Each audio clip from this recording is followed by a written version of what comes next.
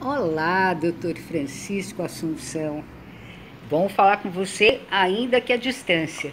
Eu quero saber uma coisa hoje. Eu quero saber que tipo de formação tiveram esses jovens que andam por aí em plena segunda onda da Covid-19, pagando até R$ 1.000 para se arriscar e arriscar a vida dos seus familiares, porque eles pegam o vírus lá e levam de volta para casa, não é? Que tipo de formação tiveram esses jovens? Pois é, Isabel. A formação dada pela nossa cultura. Uma formação pragmática. As pessoas e as coisas valem pelo que fazem. Uma formação hedonista, e no mais baixo puro sentido de hedonismo. Ou seja, as coisas que me importam são as que me dão prazer. Uma formação imediatista. O que tem que me dar prazer, tem que me dar prazer agora. Uma vez que a descartabilidade faz com que o que foi ontem já não me serve mais e o que virá amanhã é extremamente descartável também. E por fim, uma formação que por tudo isso possibilita muito pouco a transcendência. Palavra meia fora de moda. Mas transcendência é eu sair do que eu sou em direção a algo. Ascender em direção a algo. E eu não estou falando isso pensando dentro de uma visão religiosa. Não. Pode ser religiosa também, mas não é o que eu estou falando obrigatoriamente. Eu transcendo quando eu estabeleço significados na minha vida que me levam além de eu mesmo, além do que eu vou consumir hoje ou amanhã. Afinal, eu sou o único bicho que estabelece significados para viver e não vive somente. Embora essa quarentena tenha mostrado que uma boa parte das pessoas entrou em pânico porque vivem somente uma sobrevida.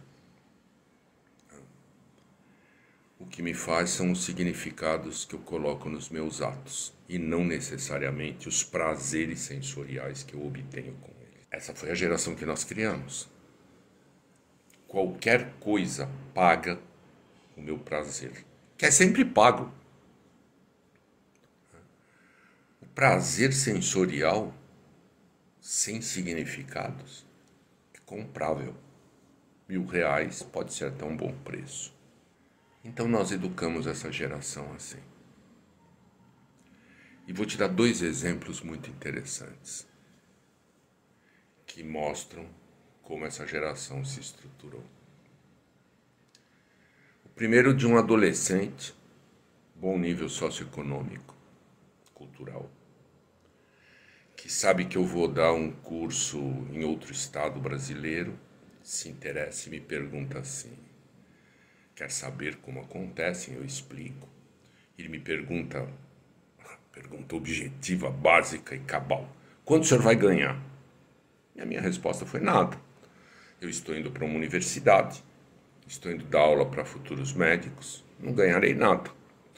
O senhor viaja e se cansa. O senhor diz que dá um curso de 8 horas diárias e não ganha nada. Eu falei: é. Ele falou: o senhor é trouxa. Esse comentário define exatamente a formação que tiveram esses jovens. E o outro comentário também é muito interessante, porque o outro comentário é de um jovem, um rapaz, adulto já. E certa feita ele me conta que havia ido a uma casa de massagens. E eu fiz uma pergunta ingênua. Falei assim: mas me explique. Não entendi.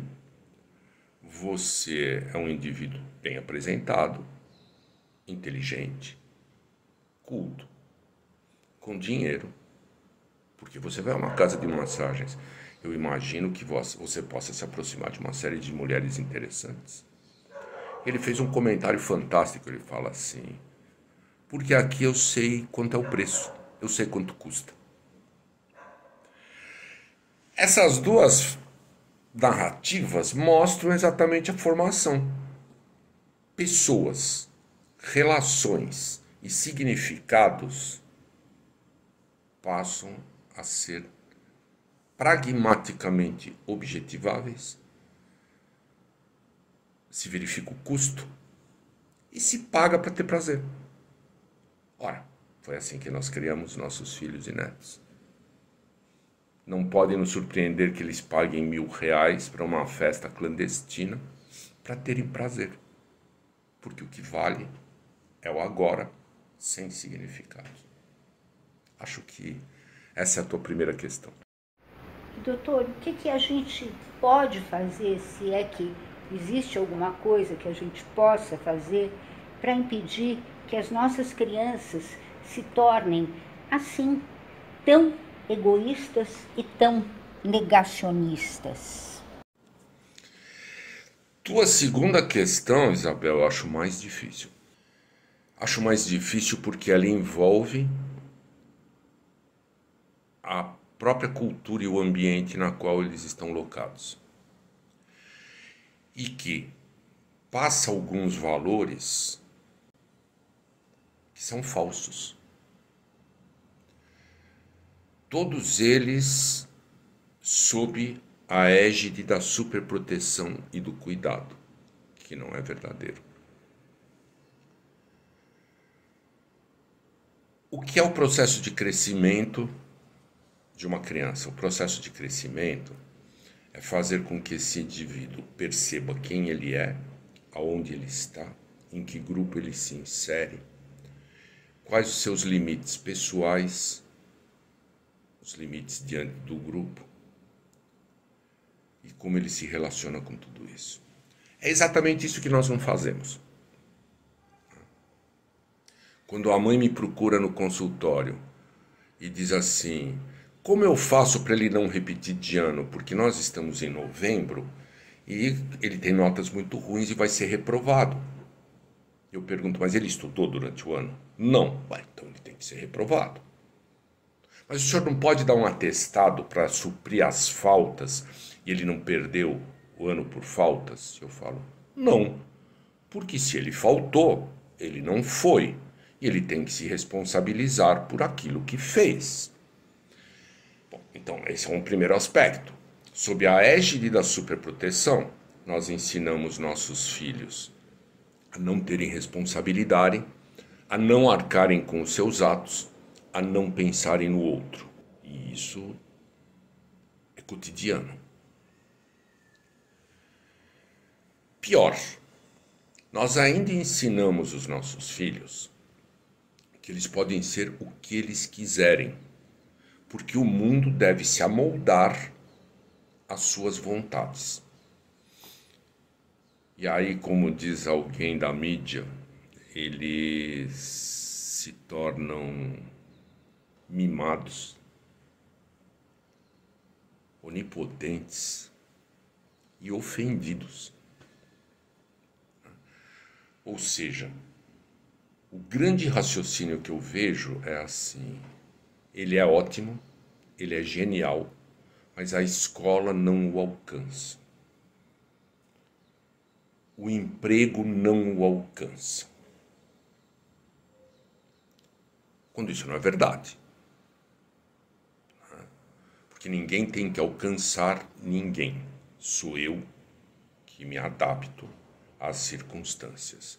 Mas quando eu tenho uma cultura e uma educação que diz que eu posso ter até asas, basta eu querer, e os outros têm que olhar e falar assim: realmente ele é um pássaro. Eu estou ensinando que elas têm que ser negacionistas mesmo e egoístas mesmo. Porque eu não sou o que eu quero, eu sou o que eu posso. E eu não posso tudo. Acredito que essa quarentena trouxe inclusive um pouquinho disso para aqueles que quisessem refletirem a respeito. Eu não posso nem com um pedacinho de RNA, que não é nem um animal, é menos que isso, e que fez 7 bilhões de pessoas ficarem em cativeiro domiciliar, morrendo de medo de que iriam morrer. Então eu não sou tudo isso que eu acho. E a exposição à realidade é que cria uma coisa chamada resiliência. A capacidade que eu tenho de aproveitar experiências adversas e sair fortalecido após elas. Tudo isso nós deixamos de ensinar. Porque o meu filho pode ter 1,80 m porque eu quero, ou porque ele quer. Mesmo que os seus... Assim, a curva de crescimento me diga que ele vai ter 1,65 m. Então, eu o bombardeio com GH e ele vai ter 1,80 m. Meu filho pode ser mulher, porque ele quer ser mulher. Não, ele não pode. Ele pode se vestir como mulher, ele pode se portar como mulher, ele pode ter interesses de mulher, mas ele não será mulher. Isso é a vida. Eu não posso ir à festa porque isso vai prejudicar a mim e aos outros. Mas isso é ético. E ética é alguma coisa em desuso na nossa cultura. A nossa ética é uma ética pragmática pura. Eu faço isso porque isso favorece um grande grupo. Não, isso não é ética. Ética, teoricamente, é um valor universal que é decidido individualmente. Eu tomo a vacina porque é ético eu tomar a vacina. Porque eu, se não tomar, posso transmitir aos outros. Eu não tomo porque eu sou obrigado. Isso não é ético, ser obrigado. Isso é legal, é outra coisa. Quando eu penso no outro e ajo com o outro como eu gostaria que ele agisse comigo, isso é ético. Eu não vou à festa porque eu vou ajudar a disseminar os vírus. E com isso eu estou prejudicando não só a mim, porque eu tenho o direito de me prejudicar, mas estou prejudicando aos outros. Isso não se ensinou mais. Porque quando a mãe me procura para que eu lhe dê um atestado, para que o filho não tenha 75% de faltas e com isso não seja reprovado, ela não está se preocupando com o prejuízo que ela causa aos outros, inclusive aos coleguinhas que foram honestos e não fizeram isso.